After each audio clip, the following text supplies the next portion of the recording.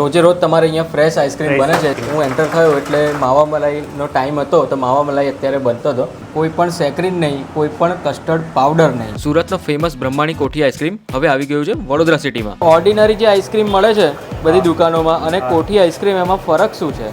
આમાં ફરક એ છે કે કોઈ જાતના કસ્ટર્ડ પાવડર કે કોઈ કેમિકલ, કોઈ આર્ટિફિશિયલ કોઈ કલર નથી આવતા. પ્યોર દૂધ અને પ્યોર ખાંડ જ આવે છે. કોઈ પણ આર્ટિફિશિયલ ફ્લેવર કે કલર તેમજ કસ્ટર્ડ પાવડર વગર કોઠી આઈસ્ક્રીમની અહીંયા ઘણી વેરાયટીઝ અવેલેબલ છે. દૂધની અંદર માવો, ડ્રાયફ્રૂટ અથવા નેચરલ ફ્રૂટનો પલ્પ યુઝ કરીને આઈસ્ક્રીમ બનાવવામાં આવે છે. એ જ દૂધના ગરમ મિક્સરને એક રોટેટિંગ સિલિન્ડરની અંદર ફેરવવામાં આવે છે અને એ સિલિન્ડરની આજુબાજુમાં બરફ હોવાથી દૂધવાળું આખું મિક્સર થીક થઈ જાય છે અને એ જ મિક્સર આઈસ્ક્રીમમાં કન્વર્ટ થાય છે. અહીંયા આઈસ્ક્રીમની અલગ અલગ 15 નેચરલ ફ્લેવર અવેલેબલ છે જે તમને કપમાં, બાઉલમાં 250 ml, 500 ml અને 1 લીટરના પેકમાં અવેલેબલ છે. શોર્ટ ટાઈમમાં ઝોમેટો પર પણ અવેલેબલ થઈ જશે. જેમ કે આ જાંબુનો આઈસ્ક્રીમ છે તો આ જાંબુનો પલ્પ જ અંદર નાખેલો છે, અંદર કલર નથી નાખેલો.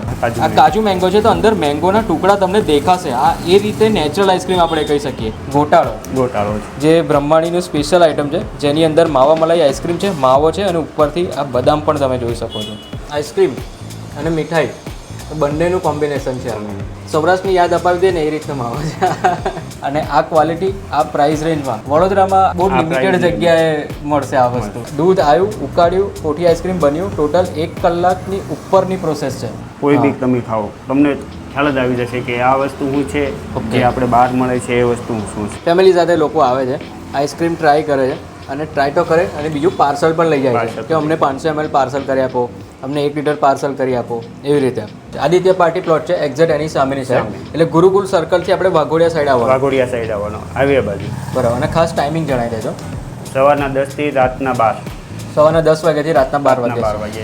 તો વડોદરાના લોકો માટે આઈસ્ક્રીમ ખાવા માટે, આઈસ્ક્રીમ નહીં પણ નેચરલ આઈસ્ક્રીમ ખાવા માટેની આ એક બહુ જોરદાર જગ્યા છે.